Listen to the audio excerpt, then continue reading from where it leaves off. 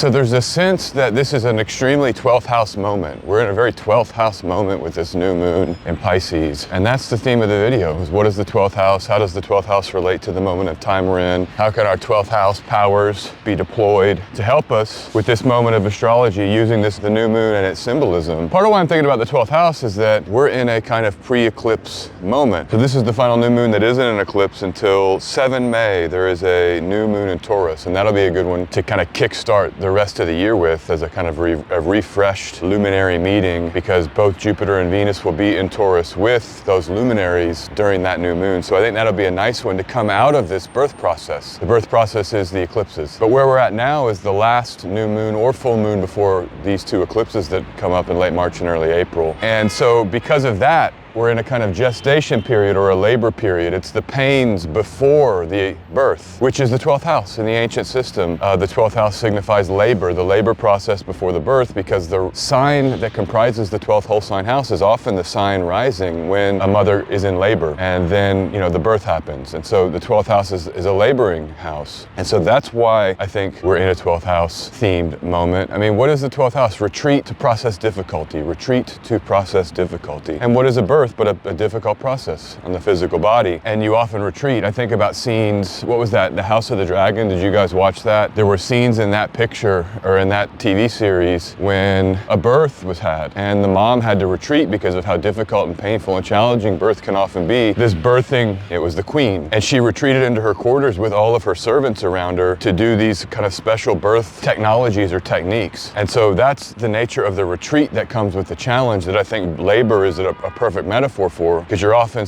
getting out of the world and getting into special rooms with special technologies. We retreat in the 12th house to deal with pain and to deal with obstacle and to deal with the challenge and suffering that is also very much a part of the 12th house as a theme.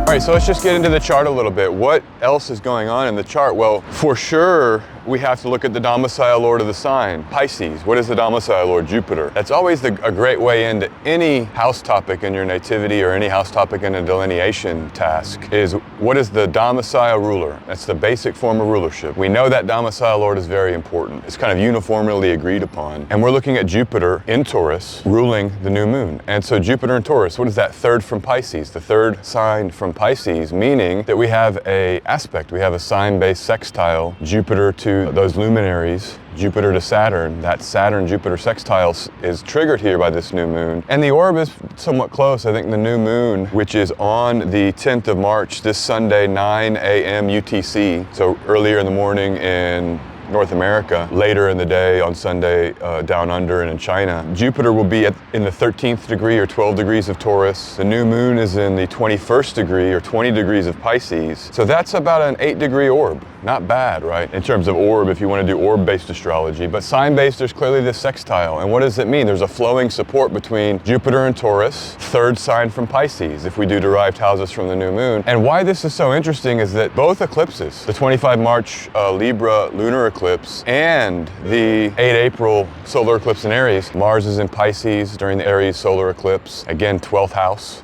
themes. And for the lunar eclipse, Venus is in the 6th sign from Libra. So it's 6th house. It's 6th house, 12th house. Just using this domicile lord of the luminaries technique, or of the moon technique for new moons and full moons. Just know that that is something we're very much engaged in here. We call them dark houses in astrology. These are the things that are challenging, particularly 6th and 12th. And that's why I think this moment in time, as I sit and think about it, is like a moment in time of challenge, bracing for challenge, removing ourselves to get into the spaces and places we need to confront these challenges that are going to emerge. So, but where we are now is not that. It's this new moon. It's this new moon on 10 March, the final new or full moon before these eclipses. And you have Jupiter, the domicile lord of Pisces, making an aspect, meaning we can connect maybe here to these third house topics, which are local community. Okay, Jupiter is in Taurus, nature, the truth of nature, the wisdom of nature. I mean, I'm seeing these ancient trees here. Ancient might be the wrong word, but some older trees around me. I mean, getting around the trees, getting around the grass. It's so cliche. I've said it a few times in the past year or so. Touch grass, but getting into the community, talking with people around us. Third house has communication. Jupiter Jupiter as celebration and festivity. Taurus ruled by Venus as like feeding each other. You might think about doing some of that here this weekend and into, next week before these pileups in Aries happen, before Mars leaves Aquarius, and then it's only Aries, Pisces, and Taurus that are the signs where we'll have traditional planets, and then the moon moving around the zodiac. But we get into this kind of compressed moment here soon, and now might be a good time just to enjoy a little bit of one, a retreat mentality, and two, a natural world and close communication, close network world as well.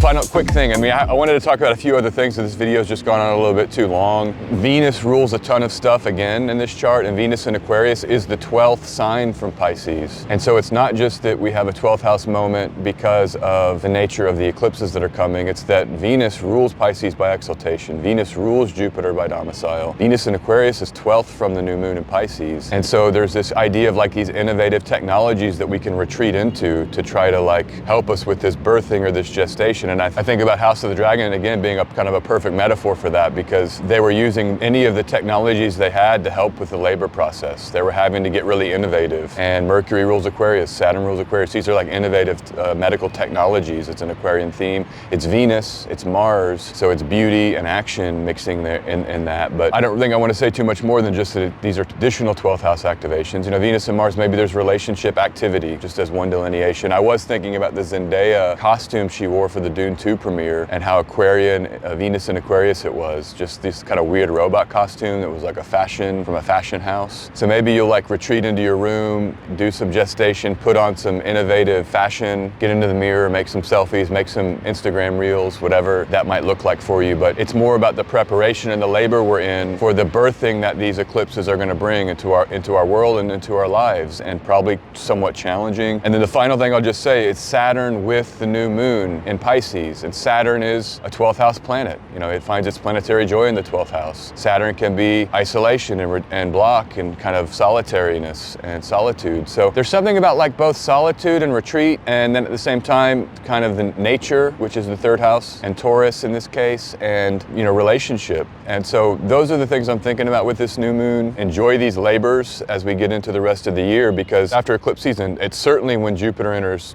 Gemini, it's really a whole new tonality for our world. Jupiter and Saturn, the two great planets, kind of define the tone and set the tone. And so when we have a mutable square starting in late May for the rest of the year, Gemini and Pisces, it gets really untethered, and this thing starts running in maybe uncontrollable ways the year and what we're being rushed into. And 2025 and 2026 are wildly, it's the astrology of upheaval in those years. All outer planets are going to change signs and be in anaretic degrees. We still have Pluto, Neptune, and Uranus, so those modern outer planets will all be in anaretic degrees and change signs. Still, we haven't experienced that yet. So, we're birthing here, and use this little new moon moment. I hope you get into nature. I hope you can kind of have what you need around you to go through this labor process, and I'll talk to you soon. Take care. Peace.